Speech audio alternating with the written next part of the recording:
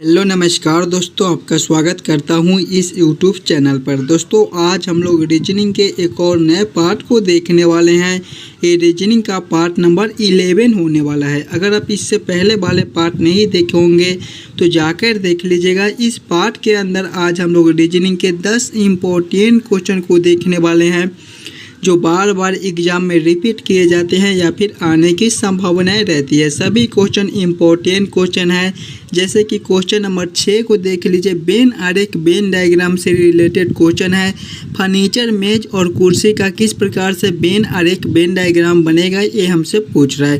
Question number 3 को देख लीजिए। नंबर एनालॉजी रीजनिंग का प्रश्न है। जिस प्रकार से 192 का रिलेशन 144 के साथ है, उसी प्रकार से हमसे पूछ रहा है 256 का रिलेशन कौन सा संख्या से होगा, जो एक क्वेश्चन मार्क पे भरा जाएगा। क्वेश्चन नंबर 7 को देख लीजिए। मिसिंग नंबर से रिलेटेड क्वेश्चन है। एक क्वेश्चन मार्क पे कौन सी संख्या भरी जाएगी, ये हमसे पूछ रहा है। कुछ इसी प्रकार के 10 इम्पोर्टेंट क्वेश्चन को देखने वाले हैं जो बार बार आपको एग्जाम में पूछे जाते हैं। कुछ इसी प्रकार के प्रश्न आपको एग्जाम में पूछे जाते हैं, तो आप हमारे साथ अंत तक जरूर बने रहिएगा। चलिए 1 नंबर क्वेश्चन की ओर हम लोग चलते हैं। तो ये रहा 1 नंबर क्वेश्चन। 1 नंबर क्वेश्चन हमें कह रहा है नीचे दिए गए श्रृंखला को पूरा करें। श्रृंखला सीरीज से रिलेटेड क्वेश्चन है। एक श्रृंखला सीरीज चल रहा है और यहाँ पर क्वेश्चन मार्क है। इन्हीं क्वेश्चन मार्क पे कौन सी संख्या भरी जाएगी, ये हमसे पूछ रहा है। जब भी हमें श्रृंखला सीरीज से रिलेटेड क्वेश्चन मिले तो सबसे पहले हम लोग श्रृंखला को ध्यान से देखेंगे और समझने की कोशिश करेंगे हमारा किस प्रकार का श्रृंखला है, इसे हम लोग कैसे जल्द से जल्द सॉल्व कर सकते हैं। देखिए श्रृंखला को देखेंगे तो 12 से 9 लिखा हुआ है, 9 से 13 लिखा हुआ है, 13 से 16 लिखा हुआ है, 16 से 25 लिखा हुआ है, 25 से 49 लिखा हुआ है, 49 से 34 लिखा हुआ है और 34 के बाद हमारा क्वेश्चन मार्क है। श्रृंखला को देखेंगे तो श्रृंखला हमारा ऊपर नीचे हो रहा है, कभी बढ़ रहा है तो कभी घट रहा है। जब भी हमें इस प्रकार के श्रृंखला मिले तो सबसे पहले हम लोग ये सोचेंगे कि ये 12 से 9 कैसे लिख रहा है। देखिए 12 को अगर हम लोग देखेंगे तो 12 हमारे 1 और 2 से मिलकर बनते हैं। अगर दोनों संख्या को आपस में जोड़ेंगे, 1 + 2 करेंगे तो हमारे 3 हो जाएंगे और 3 का स्क्वायर ही हमारा 9 होता है, जो कि यहाँ पर लिखा हुआ है। यानी कि 12 से 9 कुछ इस प्रकार से बनाया है। फिर देखेंगे तो 13 से 16 लिखा हुआ है। 13 हमारे 1 और 3 से मिलकर बनते हैं। दोनों संख्या को आपस में जोड़ेंगे 13 के तो 1 + 3 करेंगे तो हमारे 4 हो जाएंगे और 4 का स्क्वायर करेंगे तो हमारे 16 हो जाएंगे। यानी कि कुछ इस प्रकार से हमारा 13 से 16 लिख रहा है। फिर देखेंगे तो 25 से 49 लिखा हुआ है। 25 हमारे 2 और 5 से मिलकर बनते हैं। दोनों संख्या को आपस में जोड़ेंगे, 2 + 5 करेंगे तो हमारे 7 हो जाएंगे और जब 7 का स्क्वायर करेंगे तो हमारे 7 × 7 = 49 हो जाएंगे, जो कि यहाँ पर लिखा हुआ है। तो उसी प्रकार से सेम हम लोग 34 के साथ करेंगे। 34 हमारे 3 और 4 से मिलकर बनते हैं। दोनों संख्या को आपस में जोड़ेंगे, 3 + 4 करेंगे तो हमारे 7 हो जाएंगे और जब 7 का हम लोग स्क्वायर करेंगे तो हमारे 7 × 7 = 49 हो जाएंगे। 49 हमारा कौन सा ऑप्शन में है? ऑप्शन नंबर सी में दिया गया है, जो कि हमारे सही उत्तर हो जाएंगे। इस क्वेश्चन मार्क पे दोस्तों हमारे 49 में रह जाएंगे। सभी क्वेश्चन इम्पोर्टेंट क्वेश्चन है, तो पहले आप खुद से ज़रूर सॉल्व करने की कोशिश कीजिएगा। कुछ इसी प्रकार के प्रश्न आपको हर एग्जाम में पूछे जाते हैं। चलिए अगले प्रश्न की ओर हम लोग चलेंगे, क्वेश्चन नंबर 2 की ओर। ये रहा हमारा क्वेश्चन नंबर 2। क्वेश्चन नंबर 2 हमें कह रहा है लुप्त संख्या ज्ञात कीजिए। देखिए लुप्त संख्या कहाँ पर है? यहाँ पर है। इन्हीं क्वेश्चन मार्क पे कौन सी संख्या भरी जाएगी, ये हमसे पूछ रहा है। जब भी हमें इस प्रकार के मिसिंग नंबर से रिलेटेड क्वेश्चन मिले तो सबसे पहले हम लोग ये देखेंगे कि 6 और 4 से 20 कैसे लिख रहा है, 5 और 2 से 21 कैसे लिख रहा है। उसी प्रकार से हम लोग सोचेंगे हमारा 8 और 7 से कौन सा संख्या बनेगा, जो एक क्वेश्चन मार्क पे भरा जाएगा। अगर इस लाइन से हमारा प्रश्न सॉल्व नहीं होता है तो फिर हम लोग इस लाइन से भी देख सकते हैं कि हमारा 6 और 5 से 8 कैसे लिख रहा है, 4 और 2 से 7 कैसे लिख रहा है। उसी प्रकार से हम लोग सोचेंगे हमारा 20 और 21 से कौन सा संख्या बनेगा, जो ये क्वेश्चन मार्क पे भरा जाएगा। देखिए जब भी हमें इस प्रकार के मिसिंग नंबर से रिलेटेड क्वेश्चन मिले तो सबसे पहले हम लोग क्वेश्चन को पैटर्न को समझने की कोशिश करेंगे। हमारा किस प्रकार का प्रश्न है, इसे हम लोग कैसे जल्द से जल्द सॉल्व कर सकते हैं। अगर इस लाइन से हम लोग प्रश्न को देखेंगे तो देखिए बड़ा बड़ा संख्या है, 20 है, 21 है, फिर क्वेश्चन मार्क है। तो ऐसे प्रश्न को पहले हम लोग इस लाइन से सॉल्व करने की कोशिश करेंगे कि हमारा 6 और 4 से ये 20 कैसे लिख रहे हैं, हम लोग 6 और 4 से 20 कैसे ला सकते हैं। अगर दोनों संख्या को आपस में जोड़ लेंगे, 6 + 4 करेंगे तो हमारे कितने हो जाएंगे, 10 हो जाएंगे। और इसमें 2 से गुना कर देंगे, जब 10 × 2 करेंगे तो हमारे 20 हो जाएंगे, जो कि यहाँ पर लिखा हुआ है।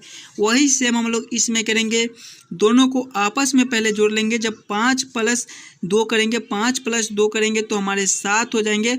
और देखिए जब 7 × 2 करेंगे तो हमारे कितने हो जाएंगे, 14 हो जाएंगे, लेकिन यहाँ पे 21 लिखा हुआ है।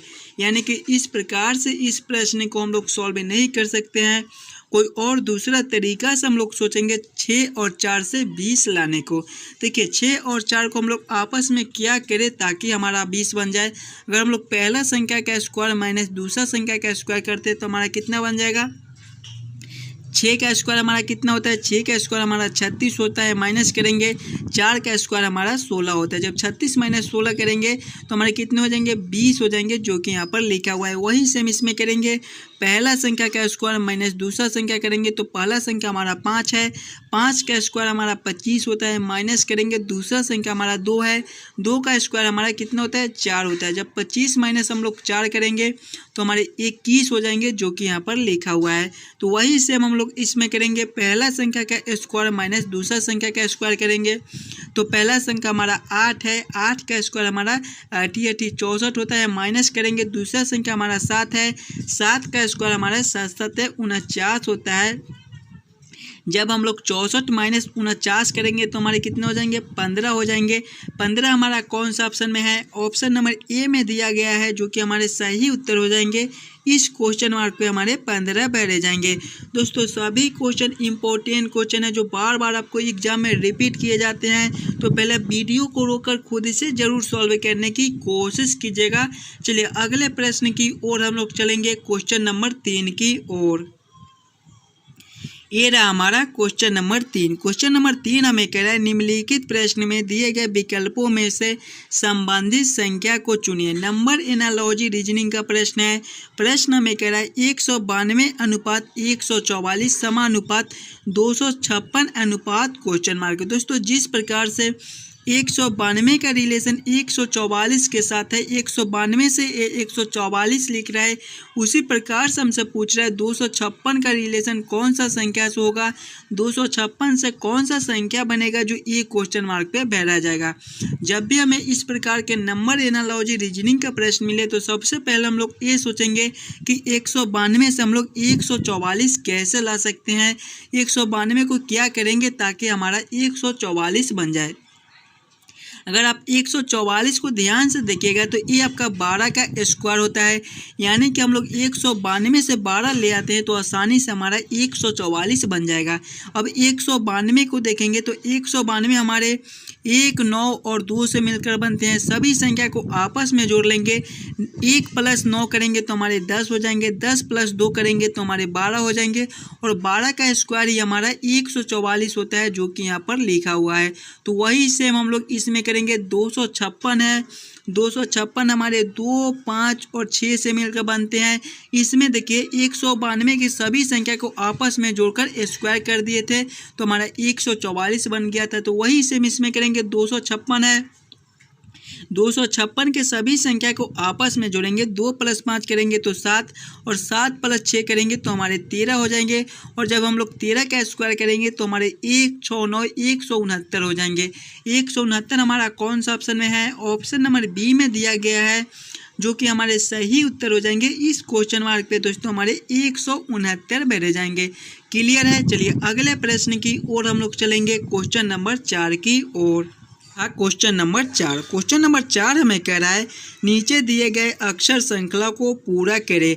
आप किसी भी एग्जाम की तैयारी कर रहे हो, ऐसे प्रश्न आपको हर एग्जाम में पूछे जाते हैं, तो पहले आप खुद से ज़रूर सॉल्व करने की कोशिश कीजिएगा। अगर आपसे सॉल्व नहीं होता है तो ध्यान से देखिएगा और समझने की कोशिश कीजिएगा।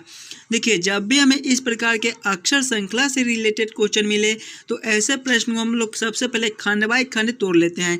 किस प्रकार से इसको हम लोग खंड बना सकते हैं वो देखेंगे। देखिए सबसे पहले देखेंगे तो हमारा ए है, ए के बाद हमारा खाली स्थान है, बी है, बी के बाद हमारा खाली स्थान है, डबल सी है, डबल ए है, फिर हमारा खाली स्थान है, फिर हमारा बी है, डबल सी है, ए है, खाली स्थान है, डबल बी है, खाली स्थान है, सी है। किस प्रकार से इसका हम लोग खंड बना सकते हैं वो देखिएगा। ए है, ए के बाद हमारा खाली स्थान है, अगर हम लोग यहाँ पर एक और ए को भर देते हैं तो हमारा डबल ए बन जाएगा। फिर हमारा बी है, बी के बाद हमारा खाली स्थान है और फिर हमारा डबल सी लिखा हुआ है। अगर हम लोग इस खाली स्थान पे बी को भर देते हैं तो देखिए double A, double B, double C, हमारा एक खंड ए बन जाएगा। उसी प्रकार से आगे देखेंगे तो हमारा डबल ए है, फिर खाली स्थान है, बी है। अगर हम लोग इस खाली स्थान पे बी को भर देते हैं तो double A, double B, double C, हमारा एक खंड ए बन जाएगा। फिर आगे देखेंगे तो हमारा ए है, ए के बाद खाली स्थान है, उसके बाद डबल बी है। अगर हम लोग इस खाली स्थान पे ए को भर देते हैं तो देखिए डबल ए, डबल बी, फिर हमारा खाली स्थान है, सी है। इस खाली स्थान पे अगर हम लोग सी को भरेंगे तो double A, double B, double C, एक खंड हमारा ए बन जाएगा। खंड को देखेंगे double A, double B, double C, double A, double B, double C, double A, double B, double C. हम लोग क्या क्या भरे हैं, सबसे पहले हम लोग ए को भरे हैं, फिर हम लोग बी को भरे हैं, फिर हम लोग बी को भरे हैं, फिर हम लोग ए को भरे हैं, फिर हम लोग सी को भरे हैं। कौन सा ऑप्शन में हमारा ए डबल बी ए सी लिखा हुआ है, ए डबल बी ए सी हमारे ऑप्शन नंबर ए में दिए गए हैं, जो कि हमारे सही उत्तर हो जाएंगे। क्वेश्चन नंबर 4 का हमारा ऑप्शन नंबर ए सही उत्तर हो जाएगा। क्लियर है। चलिए अगले प्रश्न की ओर हम लोग चलेंगे, क्वेश्चन नंबर 5 की ओर। ये रहा हमारा क्वेश्चन नंबर 5। क्वेश्चन नंबर 5 हमें कह रहा है एक विशिष्ट कोड भाषा में HMAP को SNZK लिखा जाता है। इस कोड भाषा में BTLO को किस प्रकार लिखा जाएगा, ये हमसे पूछ रहा है। जब भी हमें इस प्रकार के कोडिंग डिकोडिंग से रिलेटेड क्वेश्चन मिले तो सबसे पहले हम लोग ये देखेंगे HMAP से SNZK कैसे लिख रहा है वो देखेंगे। देखिए सबसे पहले ले लेंगे हमारा H है, उसके बाद हमारा M है, उसके बाद E है, फिर P है, और इसके बदला हमें क्या लिख रहा है, S लिख रहा है, फिर N को लिख रहा है, फिर Z को लिख रहा है और फिर हमारा K को लिख रहा है। अब ये देखेंगे कि H से S कैसे रिलेशन में है, M से N कैसे रिलेशन में है, A से Z कैसे रिलेशन में है और P से K कैसे रिलेशन में है। ध्यान से देखिएगा तो H का विपरीत हमारा S होता है, उसी प्रकार से M का विपरीत अक्षर हमारा N होता है। फिर देखेंगे तो A का विपरीत अक्षर हमारा Z होता है और P का विपरीत अक्षर K होता है। यानी कि सभी विपरीत अक्षर को लिख दिया है, वही से हम लोग BTLO है इसके साथ करेंगे। सबसे पहले हम लोग लेंगे BTLO है, इसका विपरीत करेंगे तो B का उल्टा हमारा क्या होता है, B का उल्टा अक्षर हमारा क्या होता है, Y होता है। फिर T का विपरीत अक्षर को देखेंगे तो हमारा G हो जाएगा। उसी प्रकार से L को देखेंगे तो L का विपरीत अक्षर हमारा O होता है। फिर O को देखेंगे तो O का विपरीत हमारा L होता है। कौन सा ऑप्शन में हमारा YGOL लिखा हुआ है, YGOL हमारे ऑप्शन नंबर ए में दिए गए हैं, जो कि हमारे सही उत्तर हो जाएंगे। जिस प्रकार से HMAP को SNZK लिखा जाता है, उसी प्रकार से हमारा BTLO को YGOL लिखा जाएगा। क्लियर है। चलिए अगले प्रश्न की ओर हम लोग चलेंगे, क्वेश्चन नंबर 6 की ओर। ये रहा हमारा क्वेश्चन नंबर 6। क्वेश्चन नंबर 6 हमें कह रहा है नीचे दिए गए प्रश्न में सही वेन आरेख को चयन करें। वेन आरेख वेन डायग्राम से रिलेटेड क्वेश्चन है। क्वेश्चन हमारा फर्नीचर, मेज, कुर्सी, बस इन्हीं तीनों में हमें सोचना है कि कौन किसके साथ संबंधित है, कौन किसके अंदर आ सकता है। देखिए फर्नीचर है, मेज है, कुर्सी है। फर्नीचर के अंदर ही हमारे मेज और फर्नीचर के अंदर ही हमारे कुर्सी आते हैं। तो सबसे पहले हम लोग फर्नीचर के लिए एक गोला बना लेंगे और फर्नीचर के अंदर ही हमारे मेज आते हैं और फर्नीचर के अंदर ही हमारे कुर्सी आते हैं। और मेज और कुर्सी ये दोनों हमारा अलग अलग है, तो ये दोनों फर्नीचर के अंदर ही रहेंगे लेकिन अलग अलग रहेंगे। तो इसका वेन डायग्राम कुछ इस प्रकार से बनेगा, जो कि ऑप्शन नंबर डी में दिया गया है। क्वेश्चन नंबर 6 का हमारा ऑप्शन नंबर डी सही उत्तर हो जाएगा। चलिए अगले प्रश्न की ओर हम लोग चलेंगे, क्वेश्चन नंबर 7 की ओर।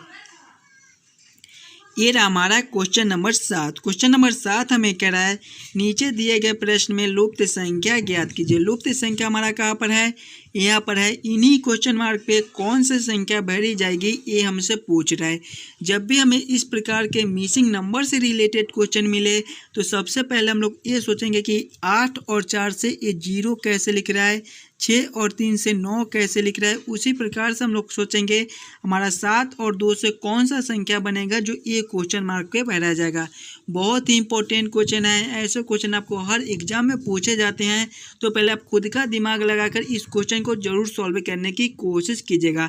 देखिए 8 और 4 से हम लोग 0 कैसे ला सकते हैं। अगर पहला संख्या माइनस दूसरा संख्या करेंगे तो हमारे 4 हो जाएंगे, और 4 में से ऊपर से हम लोग 4 को माइनस करेंगे तो हमारे 0 हो जाएंगे। वही सेम इसमें करेंगे, पहला संख्या माइनस दूसरा संख्या करेंगे, 6 माइनस 3 करेंगे तो हमारे 3 हो जाएंगे, और 3 में से जब 4 ऊपर से माइनस करेंगे तो हमारे -1 हो जाएंगे, लेकिन यहाँ पे 9 लिखा हुआ है।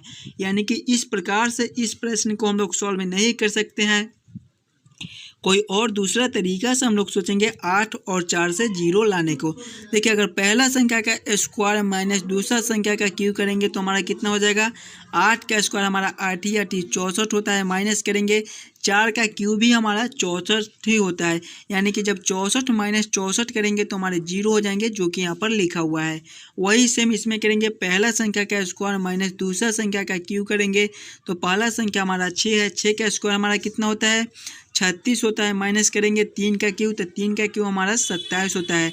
जब 36 माइनस 27 करेंगे तो हमारे 9 हो जाएंगे, जो कि यहाँ पर लिखा हुआ है। वही सेम हम लोग इसमें करेंगे, पहला संख्या का स्क्वायर माइनस दूसरा संख्या का क्यूब करेंगे तो पहला संख्या हमारा 7 है, 7 का स्क्वायर हमारा 7 7 49 होता है, माइनस करेंगे 2 का क्यूब हमारे 8 होते हैं, 49 माइनस 8 करेंगे तो हमारे 41 हो जाएंगे। 41 हमारा कौन सा ऑप्शन में है, ऑप्शन नंबर बी में दिया गया है, जो कि हमारे सही उत्तर हो जाएंगे। इस क्वेश्चन मार्क पे दोस्तों हमारे 41 रह जाएंगे। क्लियर है। चलिए अगले प्रश्न की ओर हम लोग चलेंगे, क्वेश्चन नंबर 8 की ओर। हमारा क्वेश्चन नंबर 8 हमें कह रहा है, निम्नलिखित प्रश्नों में दिए गए विकल्पों में से विषम संख्या युग्म को चुनिए। जब भी हमें इस प्रकार के प्रश्न मिले तो सबसे पहले हम लोग चारों ऑप्शन को ध्यान से देखेंगे और समझने की कोशिश करेंगे कि चारों ऑप्शन में सबसे अलग ऑप्शन कौन सा है। ऑप्शन नंबर ए में देखेंगे तो 11 13 है, ऑप्शन नंबर बी में देखेंगे तो 17 19 है, ऑप्शन नंबर सी में देखेंगे तो 23 29 है, ऑप्शन नंबर डी में देखेंगे तो 17 23 है। अगर हम लोग विषम संख्या सम संख्या देखेंगे तो सारे विषम संख्या ही है, यानी कि इस प्रकार से इस प्रश्न को हम लोग सॉल्व नहीं कर सकते हैं। अगर परिमेय संख्या अपरिमेय संख्या देखेंगे तो 11 हमारा अपरिमेय संख्या होता है, और 11 के बाद हमारा जस्ट अगला अपरिमेय संख्या हमारा 13 होता है, जो कि यहाँ पर लिखा हुआ है। उसी प्रकार से ऑप्शन नंबर बी में देखेंगे तो 17 हमारा अपरिमेय संख्या होता है, और 17 से जस्ट अगला अपरिमेय संख्या हमारा 19 होता है, जो कि यहाँ पर लिखा हुआ है। फिर ऑप्शन नंबर सी में देखेंगे तो 23 हमारा एक अपरिमेय संख्या है, और 23 के बाद हमारा अगला अपरिमेय संख्या 29 होता है, जो कि यहाँ पर लिखा हुआ है। फिर ऑप्शन नंबर डी में देखेंगे तो हमारा 17 भी एक अपरिमेय संख्या है, और 23 भी अपरिमेय संख्या है, लेकिन सभी में देखिए 11 के बाद हमारा अगला अपरिमेय संख्या 13 है, वो लिखा हुआ है। 17 के बाद हमारा अगला अपरिमेय संख्या 19 होता है, वो लिखा हुआ है। 23 के बाद हमारा अगला अपरिमेय संख्या 29 होता है, वो लिखा हुआ है। लेकिन यहाँ पे देखिए 17 के बाद हमारा अगला अपरिमेय संख्या 19 होता है, वो नहीं लिखा हुआ है, यहाँ पे 23 लिखा हुआ है, यानी कि ये सबसे अलग है। तो ऑप्शन नंबर डी हमारा विषम संख्या युग्म है। तो क्वेश्चन नंबर 8 का हमारा ऑप्शन नंबर डी सही उत्तर हो जाएगा। चलिए अगले प्रश्न की ओर हम लोग चलेंगे, क्वेश्चन नंबर 9 की ओर। हमारा क्वेश्चन नंबर 9 हमें कह रहा है, यदि 9 जोड़ 4 जोड़ 6 बराबर 6 तथा 4 जोड़ 7 जोड़ 4 बराबर 7 हो तो 8 जोड़ 5 जोड़ 10 बराबर क्वेश्चन मार्क। इन्हीं क्वेश्चन मार्क पे कौन सी संख्या भरी जाएगी, ये हमसे पूछ रहा है। जब भी हमें इस प्रकार के रीजनिंग के प्रश्न मिले तो सबसे पहले हम लोग ये सोचेंगे कि हम लोग 9 4 और 6 से 6 कैसे ला सकते हैं, 4 7 और 4 से 7 कैसे ला सकते हैं। उसी प्रकार से हम लोग सोचेंगे हमारा 8 5 और 10 से कौन सा संख्या बनेगा जो ये क्वेश्चन मार्क पे भरा जाएगा। देखिए यहाँ पे किसी भी प्रकार का सिंबल दे दे, जोड़ का दे दे, घटाव का दे दे, गुना का दे दे, हज का दे दे, स्टार का दे दे, बस हमें ये सोचना है कि हम लोग 9 4 और 6 से 6 कैसे ला सकते हैं। सभी संख्या को देखिए अगर आपस में जोड़ेंगे 9 + 4 करेंगे तो 13, 13 + 6 करेंगे तो 19 हो जाएंगे। 19 को अगर हम लोग कुछ भी करेंगे तो हमारा 6 नहीं बनेगा। अगर 19 माइनस 13 कर भी देते हैं तो हमारा 6 बन जाएगा, लेकिन उस प्रकार से स्कोर करेंगे तो हमारा नहीं बनेगा। देखिए 4 प्लस 7 करेंगे तो 11, 11 प्लस 4 करेंगे तो 15, और 15 माइनस 13 करेंगे तो हमारे 2 हो जाएंगे, लेकिन यहाँ पे 7 लिखा हुआ है। यानी कि इस प्रकार से इस प्रश्न को हम लोग सॉल्व नहीं कर सकते हैं। कोई और दूसरा तरीका से हम लोग सोचेंगे 9 और 4 और 6 से 6 लाने को। देखिए अगर पहला संख्या गुना दूसरा संख्या करते हैं तो 9 गुना 4 करेंगे तो कितने हो जाएंगे, 9 गुना 4 करेंगे, पहला संख्या गुना दूसरा संख्या करेंगे तो हमारे 36 हो जाएंगे, और भागा तीसरा संख्या करेंगे तो तीसरा संख्या हमारा 6 है। जब 36 भागा 6 करेंगे तो हमारे 6 हो जाएंगे, जो कि यहाँ पर लिखा हुआ है। वही सेम इसमें करेंगे, पहला संख्या गुना दूसरा संख्या करेंगे तो पहला संख्या हमारा 4 है, दूसरा संख्या हमारा 7 है, 4 गुना 7 करेंगे तो हमारे 28 हो जाएंगे, भागा तीसरा संख्या तो तीसरा संख्या हमारा 4 दिया गया है। जब 28 भागा 4 करेंगे तो हमारे 7 हो जाएंगे, जो कि यहाँ पर लिखा हुआ है। यानी कि इसी प्रकार से इस प्रश्न को हम लोग सॉल्व कर सकते हैं। वही सेम इसमें करेंगे, पहला संख्या गुना दूसरा संख्या करेंगे, पहला संख्या हमारा 8 है, दूसरा संख्या हमारा 5 है, 8 गुना 5 करेंगे तो 40, भागा तीसरा संख्या तो तीसरा संख्या हमारा 10 दिया गया है, 40 भागा 10 करेंगे तो हमारे कितने हो जाएंगे, 4 हो जाएंगे। 4 हमारा कौन सा ऑप्शन में है, ऑप्शन नंबर ए में दिया गया है, जो कि हमारे सही उत्तर हो जाएंगे। इस क्वेश्चन मार्क पे हमारे 4 भरे जाएंगे।